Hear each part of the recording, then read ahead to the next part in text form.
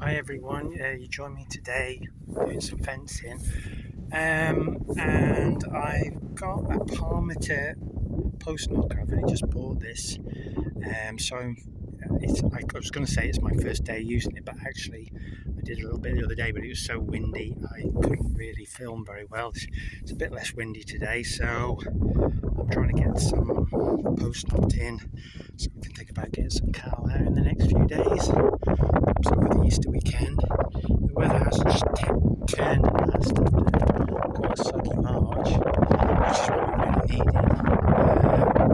This field here, I spread some muck on it at the beginning of February, and at the end of the February it didn't look any different than when I'd spread it because we had some little rain. But March has been quite soggy, which has been brilliant at washing the muck in and actually getting the grass growing as well.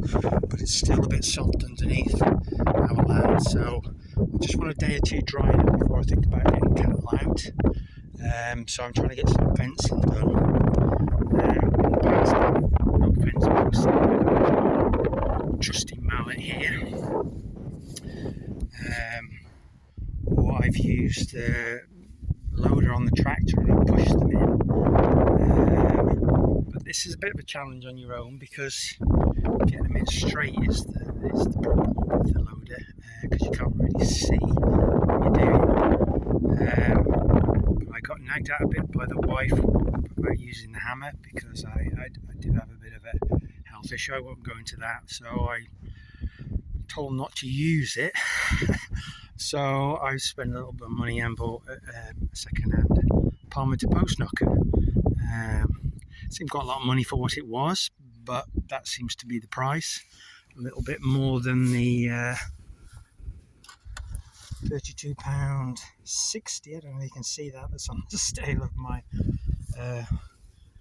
mall. Anyway, so I thought I'd ask you guys for a little bit of advice if you've used one of these things. It's the first time I've ever used one. I have had where I worked, I have had a contractor there, but he's got a much more advanced machine with lots of different options on it, and this is obviously a much more basic machine. But I've put one or two posts in so far, and it is doing the job. Obviously the weights on these are not as heavy as some of those newer ones, but it's knocking standard 4-inch round posts in without any problem whatsoever. So I'm very happy in that respect. But it's just in terms of where I'm doing it. The one thing that I did notice today, and I didn't notice before, it's had a new rope on it, but I hadn't realised at the time. But I noticed that when I looked on YouTube, the weights on the other people that were using them went much higher, and I wondered why mine didn't go so high. But I can see that the rope hasn't been put on correctly. It should go back towards the mast, and then it should be pulling somewhere, sort of looped here across, so that it pulls it twice as much, as it were, anyway. So that's one thing. And then obviously, without having the extra features on, that you can alter the mask hydraulically, you've got to try and line it up. So I'm reversing up to these posts, but obviously it will swing round to the side. I've tried that. I haven't took the legs off. Whether I should be taking the legs off when I use it, I don't know. And then obviously there's a stand underneath here which you can adjust the height on. But in terms of these posts, I seem to be able to knock them in without having to alter that. Because we're going to about 4 feet, which is just above the height that the mast comes down to. So I don't know how you do it. What I've learnt so far is I back up to it and I give it a couple of taps with the weight just to get it in the ground a bit, and then I get off and straighten it up and adjust the mast on this top link, and then I try and knock it in straight. And although they all haven't been perfect compared to most of the other posts that are already in the fence, they are reasonably straight. This field, they tend to have a lean out that way, and that's because the barbed wires on that side of the cattle are in here, they tend to push against them. So hence why I put this electric wire on it, to try and keep them off the fence, and hopefully the fence posts will last a little bit longer then. Creosote fence posts is heavily creosote, which is why I've got to put gloves on.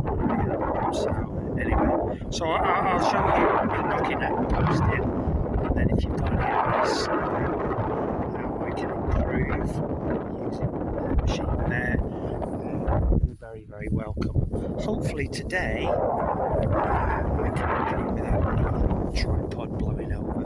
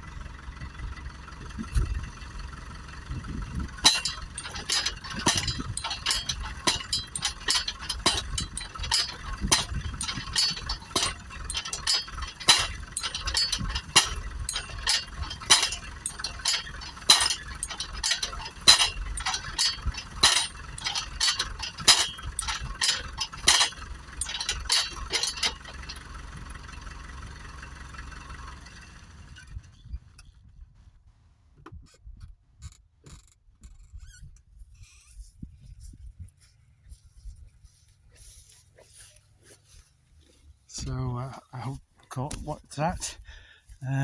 It's reasonably straight, it's not perfect, but I think that will do, and it's well in the ground.